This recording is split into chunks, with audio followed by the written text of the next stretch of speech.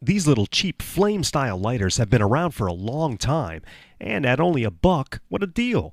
And everybody knows you shouldn't let your cat play with them because of the highly flammable butane. I think butane is outdated. Let's make the world's first cheapy lighter laser burner. These things are pretty easy to take apart with a small screwdriver, so I popped out the flint wheel, which released a spring and the flint. Now the flint can be used for a pretty cool emergency fire starter, so hang on to that. After popping off the flame shield, it's time to release that nasty butane, and there's a small valve at the very bottom of these lighters, so I stuck a small pin in there and then tapped it, which released all the butane.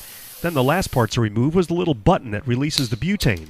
Now you'll want to save the button, the shield, and the flint wheel, because they'll be put back on later. Now it's time to completely gut the inside of this lighter, and I used a Dremel to cut open the bottom cover. Then I used a little sanding wheel attachment to finish it up. I also drilled out the 2 existing holes to make them a little larger for the components we're going to put inside. And those components are a small driver extracted from a blue laser pointer and also a blue laser diode in a small mini module. Now you can get both of these parts at laserdiy.com if you don't want to try to hunt them down yourself. And you'll also need to pick up a 4.3 ohm resistor and a small momentary switch.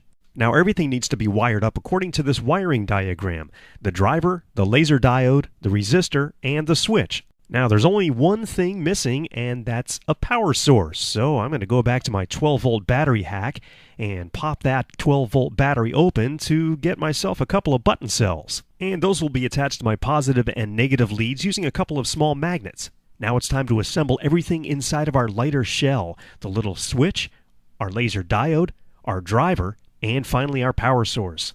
Now remember that little button we removed? Well, part of that needs to be cut off so it doesn't block the laser beam. Okay, everything's been reassembled, and now it's time to test out our cheapy lighter laser burner. It easily ignites fireworks like this little smoke bomb. And of course, it'll light a cigarette.